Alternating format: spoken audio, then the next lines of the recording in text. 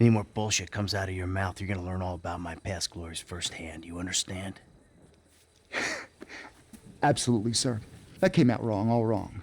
Michael has a really cold past that most players don't seem to realize. His obsession with the materialistic life that we see in Grand Theft Auto 5 was the result of a series of bad decisions. When Trevor meets Michael after the resurrection, he constantly mentions how Michael used to be a man of action. Despite all the chaos of these last few weeks, I think I finally figured it out. I know, No? sounds ridiculous. No, actually, it does not sound ridiculous, because you're a killer. You are a man of action. You do not sit on couches, you take scores. For Trevor to say that, Michael must have been a more dangerous man in his past compared to now. Michael's past was spent in Carcer City. Carcer is the place where Manhunt takes place. This is by far the most disturbing place in the Grand Theft Auto universe. Yes, Manhunt and GTA are connected series. In this video, I'll explore Michael's past, his connection to Carcer, how did he survive all of that, and what made him betray Trevor.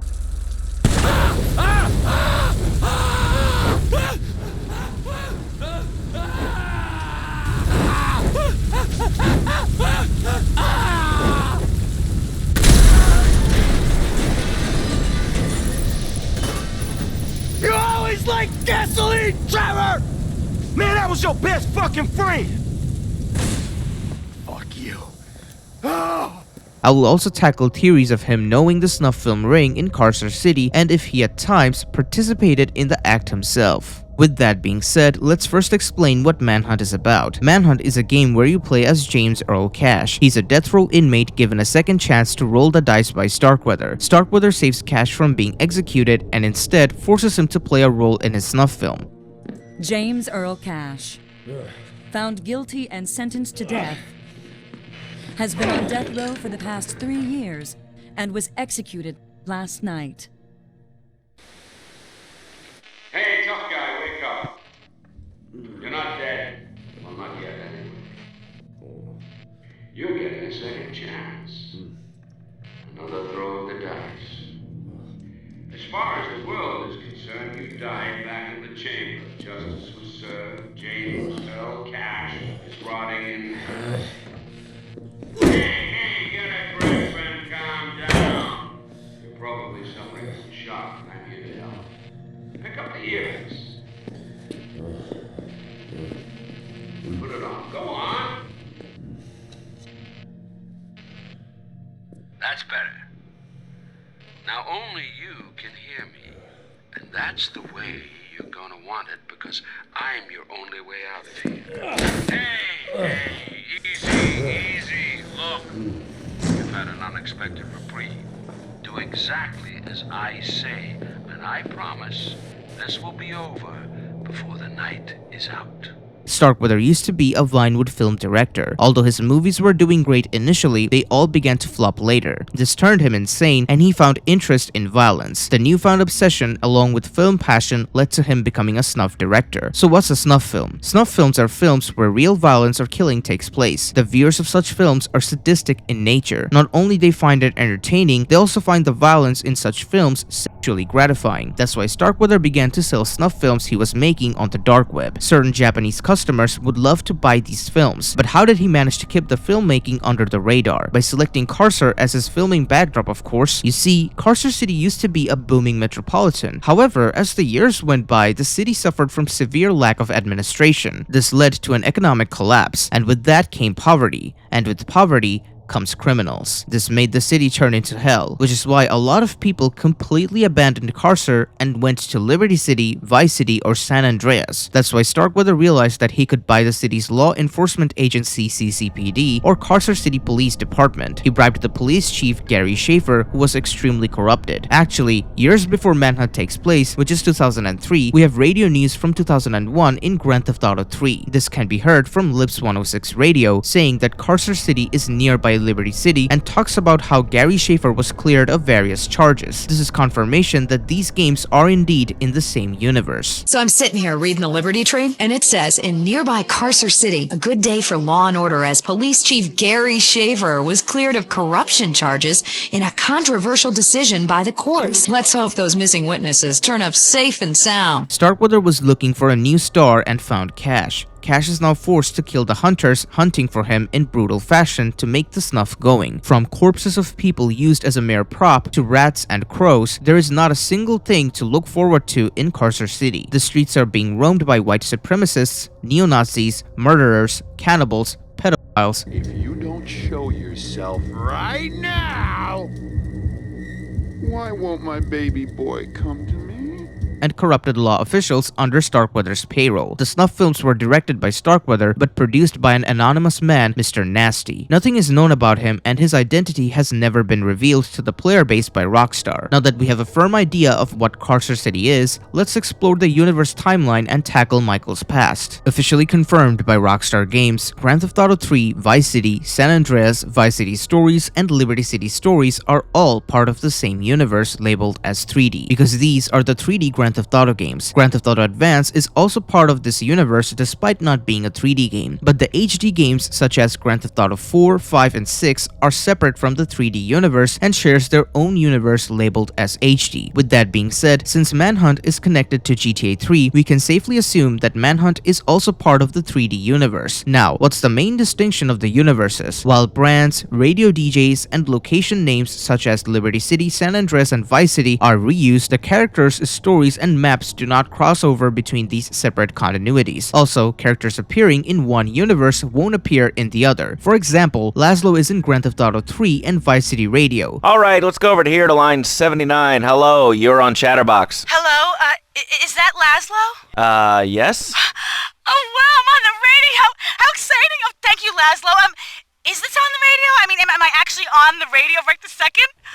Yes you are. I'm sure it's very exciting for you, but what do you want to talk about? However, Laszlo does not appear physically in those games. On the other hand, Laszlo does appear in person in GTA 5. Just like that, OG Loke and Mad Dog appears physically in Grand Theft Auto San Andreas, but they only appear as references in Grand Theft Auto 5 in the Vinewood Walk of Fame. This has been officially confirmed by Rockstar Games themselves, and it is very important to keep this in mind. Here's the quote from Rockstar. El Burro is referenced as he was also referenced in Grand Theft Auto 1, so it felt appropriate that he should cross universes. The quote-unquote universes are the worlds interpreted at different definitions, 2D, 3D, and high definition. So we felt brands and radio/background characters would exist in both, but three-dimensional characters would not. This is the logic, as far as it could be considered logical, behind it. So no, we don't believe any Grand Theft Auto 3 characters could exist in the Grand Theft Auto 4 universe. With that being said, let's take a look at Michael's past and his journeys in Carcer City. In order to find Michael's past, we will take a look at his therapy calls and information he shares with others during Hangout. Oh, I'm living a dream, baby.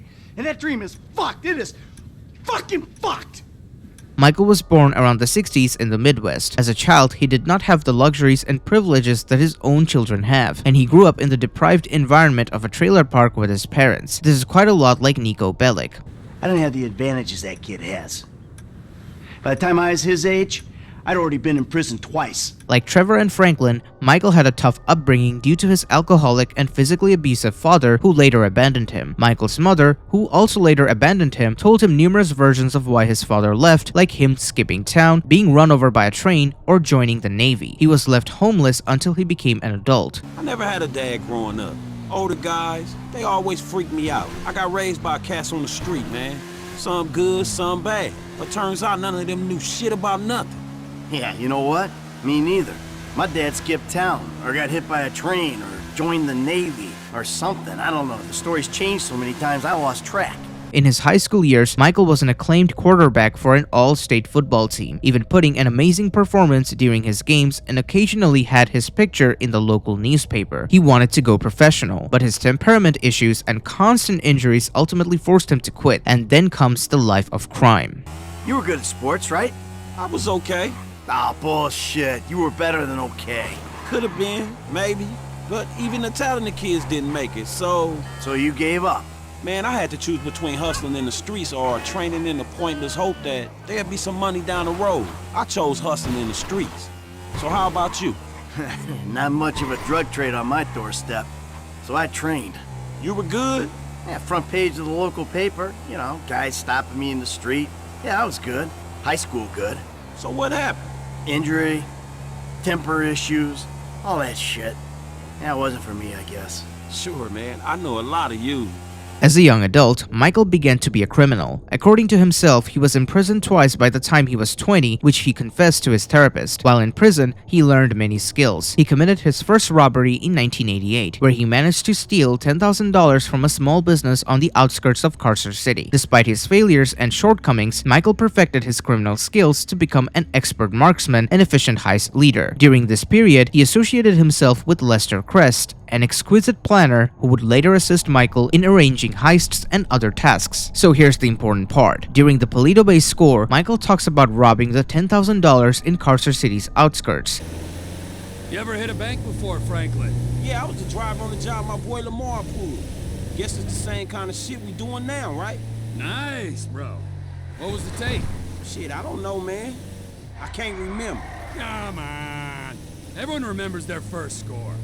Shit, not me. Mikey, bro, what was your first bank score? 88, outskirts of Carcer City. Took a small franchise for 10G. Yeah, things were easier back then. Yeah, 25 years ago. Jesus! As I've already mentioned, that Carcer City from Manhunt is in the 3D universe of Grand Theft Auto. With that being said though, it is definitely possible that Starkweather does not exist, but the snuff ring itself still took place in this universe. There are theories suggesting that Michael robbed the $10,000 from a snuff ring business of Carcer. Not to mention, despite making a lot of money for Starkweather, the snuff film from Manhunt is actually seen a small business. That's why it is definitely possible that Michael robbed that amount from another snuff business. Michael, at this point in time, was a very prideful and capable man. He's absolutely someone Starkweather would hire for his snuff ring business. Carcer City was too under the radar from the administration, so it makes sense that it would attract Michael as a new criminal to start his journey in. This logic actually makes the most sense because Michael explicitly stated that his first heist ever took place in Carcer City's outskirts. Think about it. A young adult who has been struggling his entire life now sees himself as a man who's capable of taking risks and calling shots. From petty crimes to putting out a job, Michael's dream was to make it big. That's why he wanted to choose a place that would be the easiest for him to rob. Despite of Carcer City taking place in the 3D universe, the fact that it faced economic collapse should still be applied following Rockstar's ruling, because the city itself is not a character. This is why Carcer was most likely a Rust Belt city of America in Michael's time as well. So, Michael, being a new criminal, saw the opportunity in a place like Carcer. The city already had a massive amount of crime happening all the time. This all attracted Michael and he gave in. He stole $10,000 probably from a snuff film business. The only reason Michael was able to survive Carcer City is because of his capabilities. Michael knows how to survive. In fact, in Grand Theft Auto 5, Michael prioritized his survival over everything else. If you pick the ending option kill Trevor, he will tell Franklin that survival is everything. So, no matter what, survive. You know what, tough guy? It's time you grow the fuck up. I mean, I admit, I'm a bad piece of work, but that guy, that piece of shit, no boundaries, no sense of when to back off, no nothing. 24/7 insanity, day in, day out, all the time. Never regretted nothing, never cared for nothing. Well, fuck him. I mean, there's gotta be a limit, kid. You know, a point where even assholes like us say, enough is fucking enough. Human stew. That's my limit. I know that now.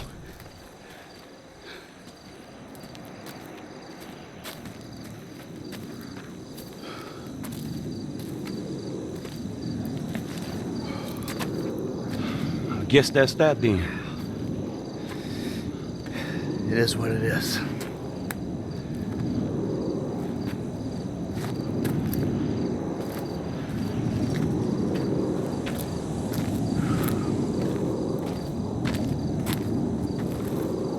Hey, it's certainly been an education. Surviving is winning, Franklin. Everything else is bullshit. Fairy tales spun by people afraid to look life in the eye. Whatever it takes, kid. Survive.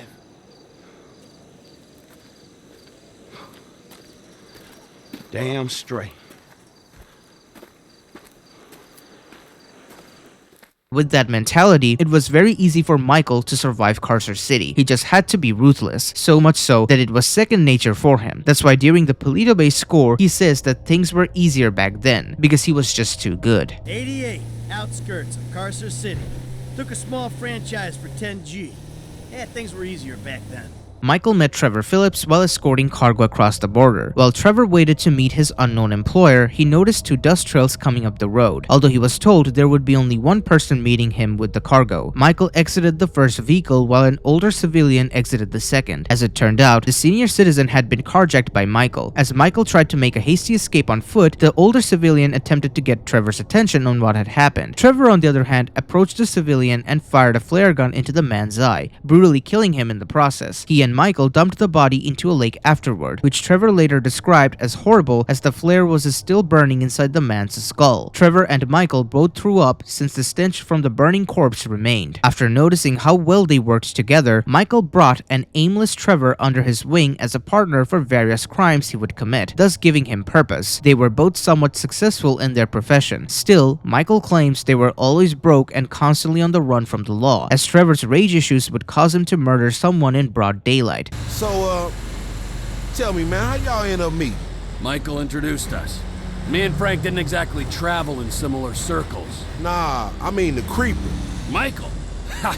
Yeah, I don't know. Yeah, you know. Sorry if I don't want to reminisce. The wounds ain't healed. You such a delicate little bitch, ain't you? Where your pussy at? What you got in there? Screw you. That's good. Let it out, homie. Go on, let it out. Vent. The turd was probably playing me from the start. Right, yeah. Probably. How you do it? Where? When? All right. Fuck! I was running this small air freight outfit in North Yankton. A tiny operation. There's one Beagle I could borrow when I needed it. We were kids. Kids with planes. So, this guy I know says there's this other guy needs some hot cargo moved across the border. Money's good, and I don't know enough to check references, so I'm in. A few days later, I'm waiting on the runway. I see this dust coming up off the road. Only it ain't one dust trail, it's 2. I got told one guy in cargo. First car comes through the gate, stops, someone comes out. It's my age, just 20, kind of fat but strong underneath. Love at first sight. Yeah, something like that. Other car comes through the gate. Old guy falls out, starts yelling, waving his arms and pointing at the kid. The dude that got jacked? Who fucking knows?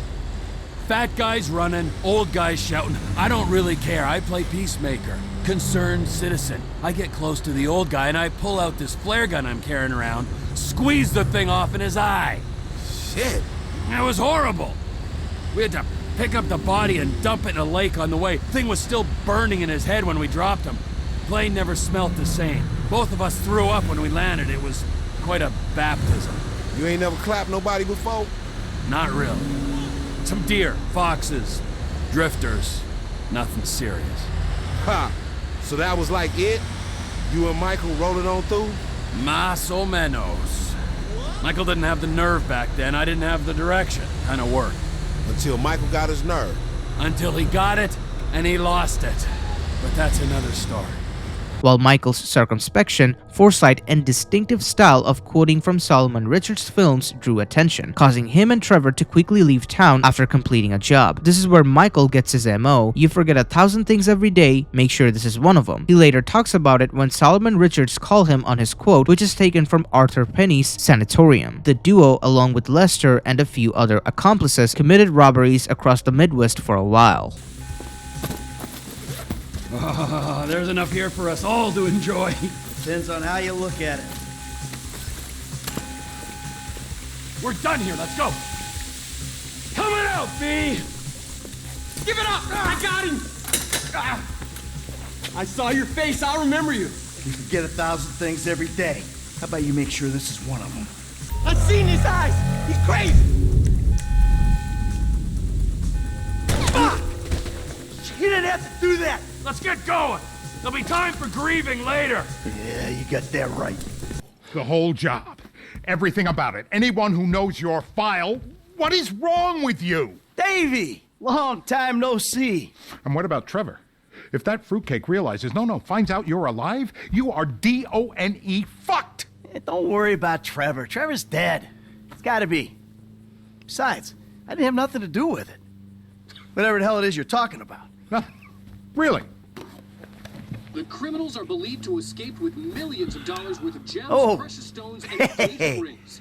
Albert Story had a lucky escape when the thieves ran straight into him. Yeah, I was just doing my job, and I say to this guy, hey, you gotta move these bikes.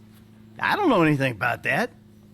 And this other guy runs out of the shop, pushes me over and says something like, you forget thousands of things every day. You make sure this is one of them. That was pretty scary. Back to you in the studio.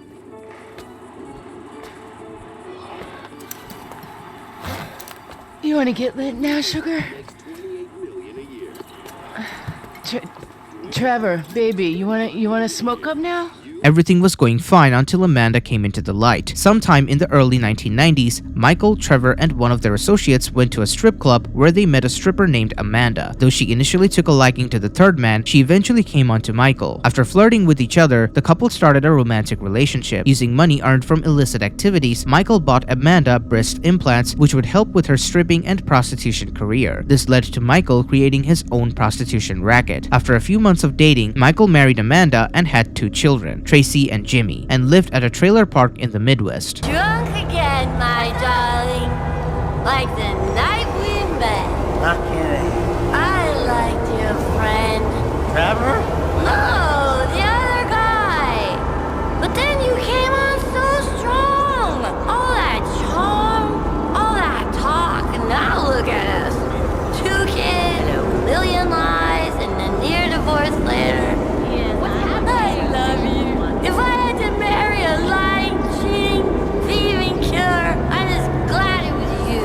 And if I had to marry a drunken stripper, baby, I'm glad it was you. I swear to God I am. So from this point onward, something started to shift in Michael. All of a sudden, Michael went from a man who had nothing to lose to someone who had everything to lose. Having kids changed his perspective in life. What's ironic is, like I said, that Amanda actually liked Michael's other friend who wasn't Trevor, but Michael was very persistent, so she ended up going with Michael. Michael was at conflict. On one hand, he still had that adrenaline in him, which made him enjoy the risk from pulling heists. But on the other, he was starting to think of his children. This made Michael to slowly push forward for an exit out of this life. Trevor actually started to notice that. He considered Michael his best friend. Trevor was abandoned by family when he was a child. That's why Michael supporting him made him truly appreciate Michael as a good friend. Not only that, Trevor was also a loyal man. Eventually, Trevor began to consider Michael soft as he started questioning his criminal lifestyle. As a result, Michael began to dislike Trevor and his mentally unstable antics, feeling that he might one day hurt his wife and kids. But Trevor only complained because a part of him started to see that the man Michael once was is slowly fading away. Later, Trevor met a fellow crook named Brad Snyder and introduced him to Michael. There were tensions between Michael and Brad, so ultimately, Michael wasn't a big fan of Brad, but the three worked together pulling off heists. If you want a video on Brad, let me know in the comments. At some point in 2004, Michael met corrupt FIB agent Dave Norton and made a clandestine agreement to cut ties with Trevor and Brad in exchange for the ability to disappear and start a new life. Michael was a charming man with charisma. That's why it was easy for him to pull this off. By paying Dave a monthly 5-figure amount, he would relocate Michael and his family to Los Santos and provide them with new identities to start over. As part of their illegitimate deal, Michael informed Dave of their upcoming robbery at a cash storage facility in Ludendorff, North Yankton. The two devised a plan in which Dave would wait for the trio near their getaway site with a sniper rifle and kill Trevor, due to his borderline insanity, and whom Michael believed would come after him and his family should he find out about his role in the plan. Listen, Amanda,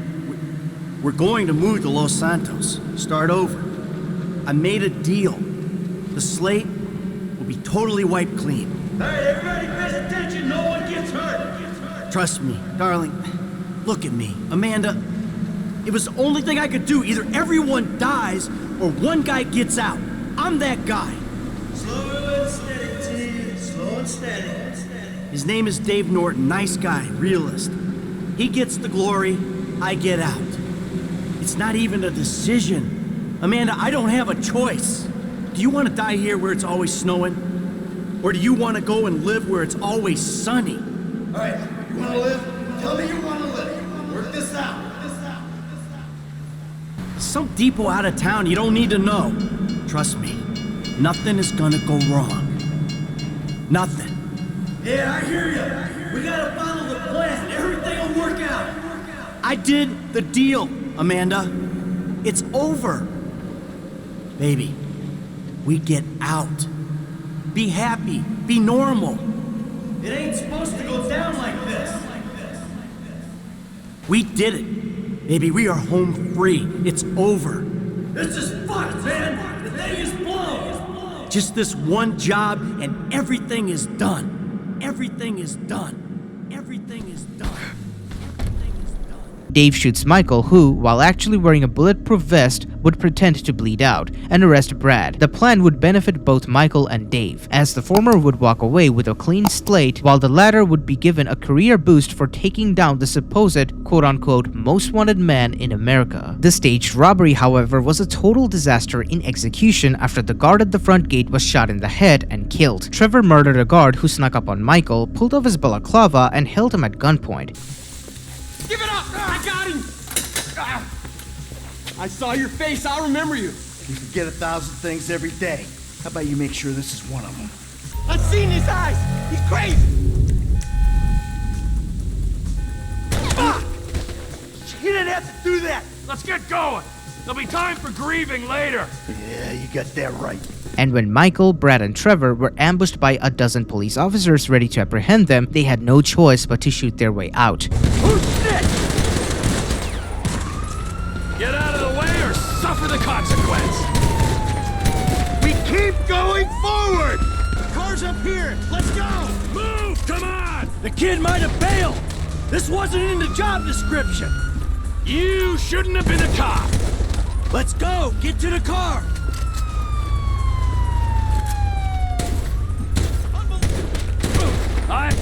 Let's move! Come on! During the getaway, their driver was killed by pursuing police, forcing Michael to take the wheel and drive the crew to the ambush point he and Dave had agreed on, where he claimed there was a helicopter waiting for their arrival. The plan almost failed after their vehicle was hit by a train at a railroad crossing as they attempted to avoid a roadblock of North Yankton State Patrol vehicles.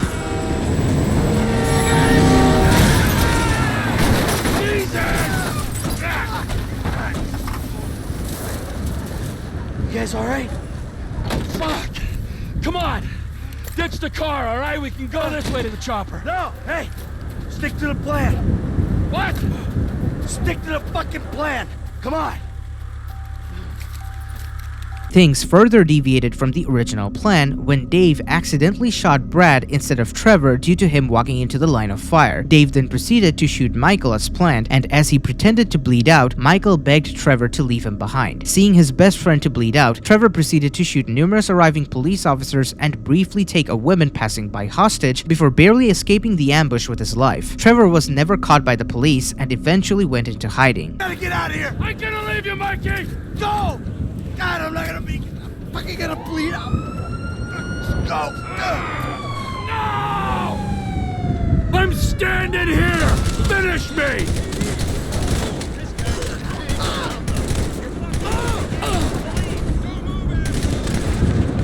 Kill me, you pricks!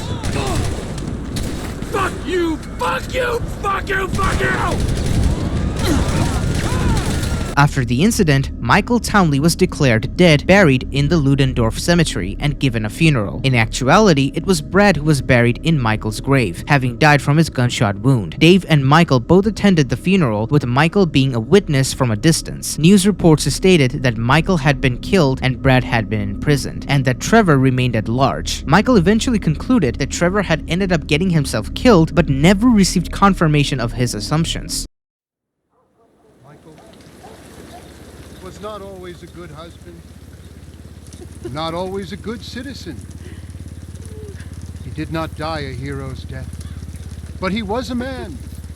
Our Lord was crucified with 2 thieves, so perhaps we should not judge. We are born of sin and we die in sin. And in this Michael was like anybody else. Father, we do not know your infinite mysteries, but we know that you will show mercy to our friends. Upon their relocation to Los Santos, Michael and his family moved into a mansion in Rockford Hills, using the new surname DeSanta, which had been a long-term alias of Michael's. Michael's life in Los Santos slowly deteriorated. He began to grow increasingly unhappy over leaving his criminal adventures behind for the family life he believed he desired, spending most of his days numbing his depression by either getting drunk, miserably lounging by his pool, or cheating on Amanda with another stripper, which Amanda eventually found out. What is wrong with you smoking in my house? You know, ever since that psychotic pal of yours turned up, you turned into an even bigger asshole. Thank you. Your support in my difficult times means the world to me. I've supported you. I left everything to come here with you, and still, that crazy bastard turns up.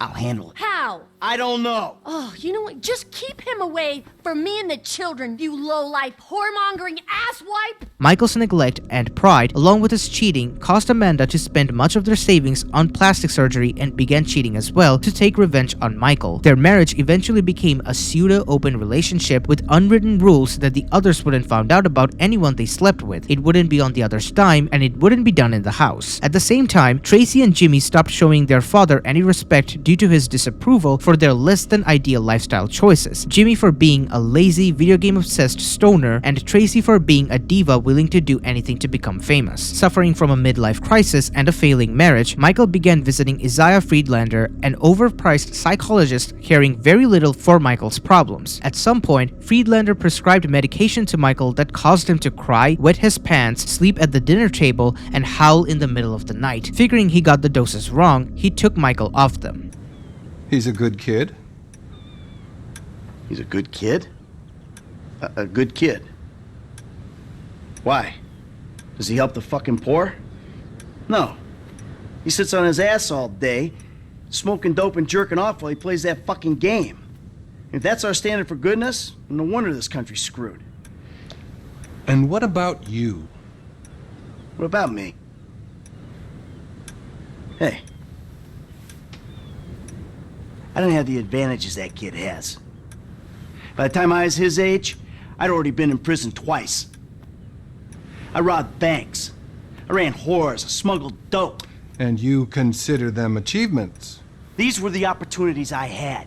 At least I took them. And where did these opportunities get you, Michael? They got me right fucking here. The end of the road. With a big house and a useless kid, and I'm stuck talking to you because no one else gives a shit. Oh, I'm living a dream, baby. And that dream is fucked. It is fucking fucked. Let it all out. I think I just did. Oh. Well, I think that's all we have time for. The same time next week? I guess.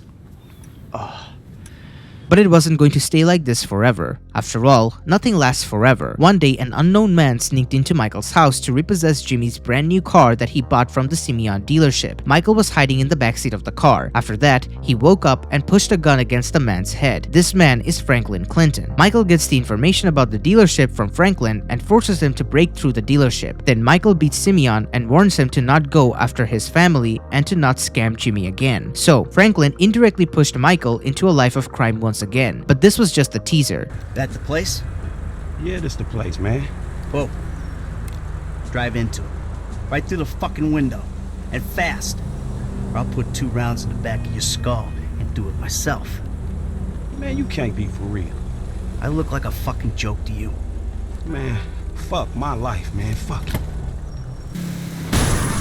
Shitty situations, dog! Franklin! What the fuck are you doing? Mr. Simeon, it's not exactly how it looks. I always trump big for a job well done. Now get out of here, kid. You motherfucker! Simeon, You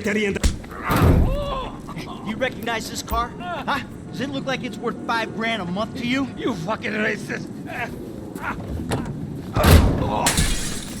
I'll tell you something. This thing's gonna need some serious body work before it's worth $5 grand a month. He agreed to financing. I have his signature. Yeah, did he agree to have some punk break into my fucking house? I don't know. That kid might be a fucking idiot, but you are a fraudulent scumbag piece of shit. Ugh. Don't make me have to come back here.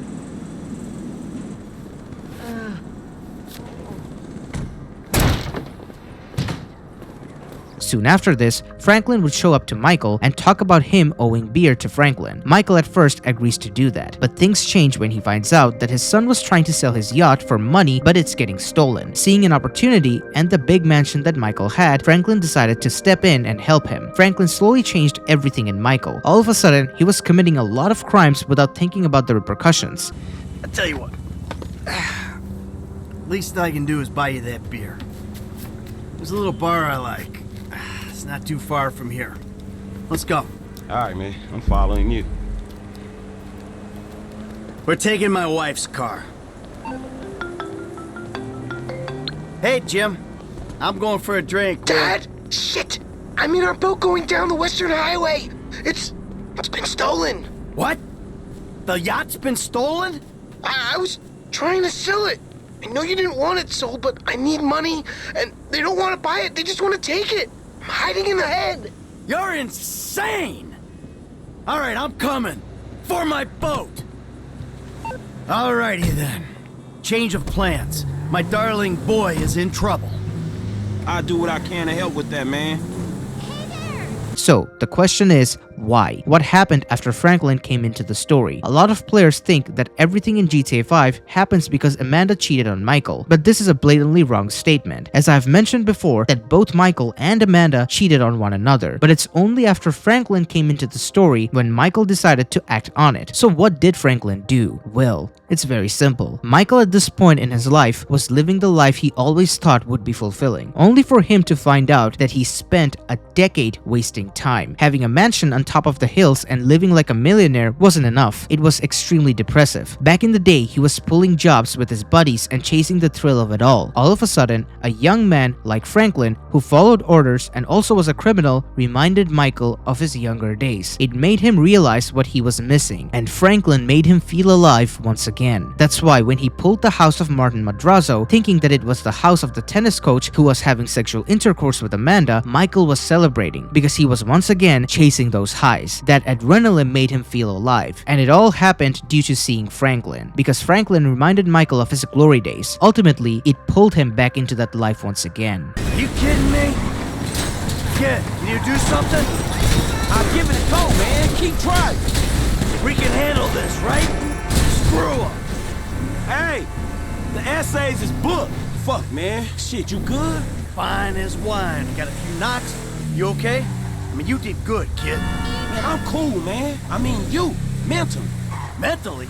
Oh, man, I'm fucking excellent. My heart ain't pumped like that in years. Oh, yes! Fucking A, Bubba! Man, you sound kind of manny. You just been greenlit by the Mexican underworld ambassador to Los Santos. Trust me, we handled it. Whoever the fuck Martin Madrazo is, I've known worse. We just handled a few low-ranking crimes. We sit on it, we see what happens. Kid, there's no use second-guessing. Felt good, man. Woo! Yeah, doing something for a change. Ha! Man, you know what? You are wasted sitting by that fucking pool, man. You're right. I need to do something. Scotch and sunshine and sitting on my ass? Fuck that, I'm better than that. Damn Skippy, homie. All that knowledge up there is withering and dying, dawg. You don't pass that shit on, it's gone, homie. I bet you know some shit. You wouldn't believe the shit I know. Yeah? You taking some scores? There was a time, that was all I did.